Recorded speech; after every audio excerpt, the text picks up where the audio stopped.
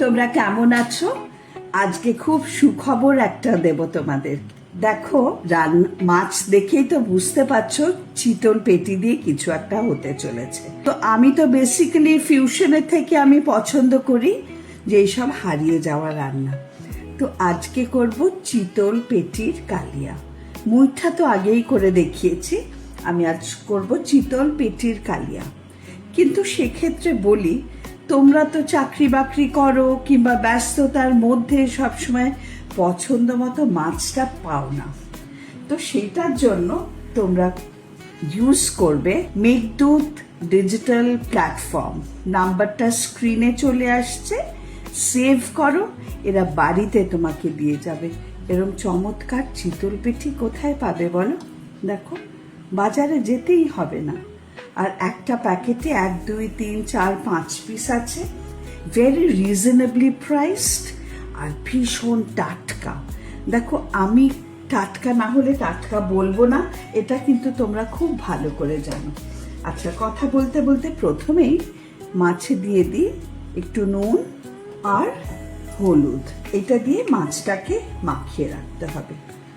Meghaduta digital প্ল্যাটফর্মের কথা আমার এক বন্ধু বলল। তারপরে ওইখানে অফিসটা সল্ট লেকে, আর ওরা হোম ডেলিভারি দেয়।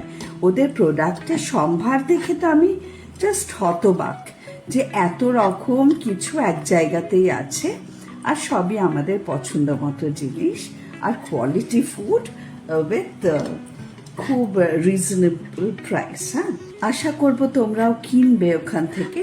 আমি তোমাদের সুবিধার জন্য বলছি। তোমরা অনেক সময় আমায় প্রশ্ন করো না যে দিদি কোথা থেকে মাছ কিনেছো কিংবা কোথা থেকে চিকেন কিনেছো, চালটা কোথা থেকে কেনো।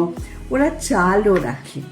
আমি একটা একটা করে ওদের প্রোডাক্ট দিয়ে তোমাদের সব রান্না শেখাবো, দেখাবো কত ভালো রান্না হয়। দেখো, আমার রান্না তোমরা ভালোবাসো সেটা তো জানি, মানে থ্যাংক ইউ ফর দ্যাট। কিন্তু রান্নার বাজারটা যদি না ভালো হয় তাহলে কিন্তু রান্না সেই স্বাদ আসে না। বাজারে না গিয়েই যদি বাজারের মতন টাটকা জিনিস পাও, ওয়াই নট?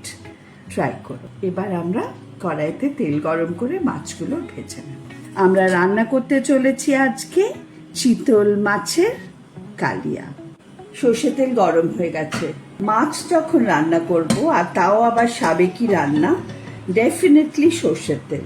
এবার মাছগুলো ছাড়বো। একটু ঢাকা দিয়ে করতে বলবো ভাজাটা, তার কারণ চিতল মাছে খুব তেল থাকে, স্পেশালি পেটিতে। তো পেটি ফাটতে পারে, সাবধান হওয়ার জন্য ঢাকা দিয়ে দেওয়া বেটার। মাছ ভাজা হয়েছে দেখতেই পাচ্ছ, আর ফ্রেশ মাছ ভাজলে যে গন্ধটা বেরোয় সেটাই বেরোচ্ছে। আমি মাছগুলো তুলে নেব। দেখছো, মাছ ফাটছে, কিন্তু ওই জন্যই বলেছিলাম ঢাকা দিয়ে করো। এই মাছটা তুলে এবার নেক্সট স্টেপে যাব। আমার সবকটা মাছ ভাজা হয়ে গেছে। এবার এই সেম তেলেই রান্নাটা হবে। মেঘদূত ডিজিটাল প্ল্যাটফর্মের আর একটা নাম হতে পারে জাস্ট আ ফোন কল অ্যাওয়ে। এটাও মেঘদূতের ঘি, অপূর্ব ঘি, প্রচণ্ড সুন্দর গন্ধ। ওটা দিয়ে দিচ্ছি 1 টিস্পুন। গ্যাসটা কমিয়ে দিলাম। এবার এখানে দেব ফোড়ন, তেজপাতা, ফাটানো ছোট এলাচ আর দারচিনি, আর দেব জিরে। জিরে যেন না পড়ে। হ্যাঁ, এবার দিয়ে দেব টমেটো, একটা বড় টমেটো মিক্সিতে বেটে নিয়েছি। একটু দেবো কাঁচা লঙ্কা বাটা 1 টিস্পুন, আদা বাটা দেবো 1.5 টিস্পুন।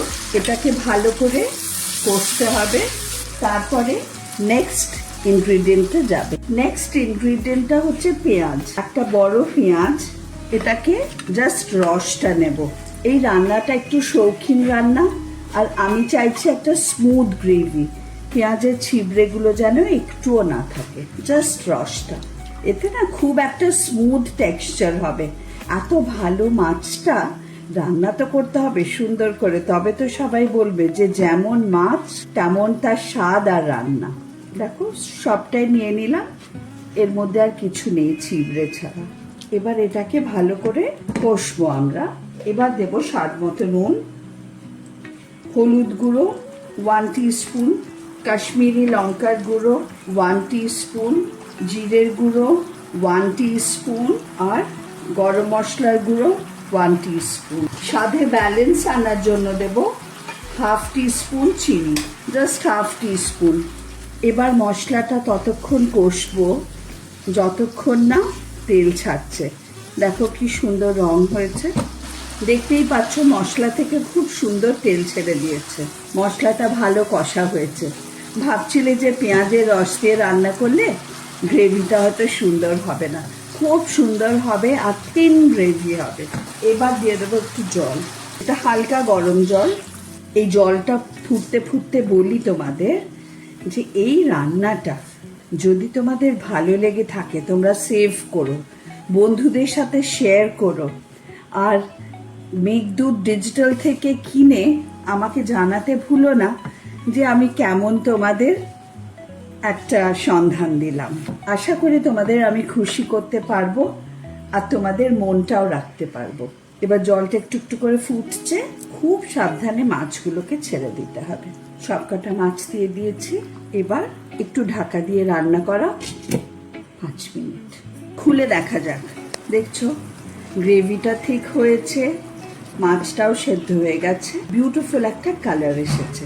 ব্যাস আমাদের রান্না শেষ। কত সহজেই হয়ে গেল বলো। ভাগ্যিস মেঘদূত ডিজিটাল প্ল্যাটফর্মটা ছিল। নামানোর সময় আবার মেঘদূতের একটু ঘি দিয়ে দিলাম আর কয়েকটা কাঁচা লঙ্কা। ব্যাস রান্না শেষ। খেয়ে জানিও কিন্তু কেমন লাগলো। আর ভালো যদি লাগে মেঘদূতকে ফোন করে নিও, মেঘদূত ডিজিটালকে আনিয়ে নিও এরকম চিতল পেটি। খুব ভালো থেকো সবাই।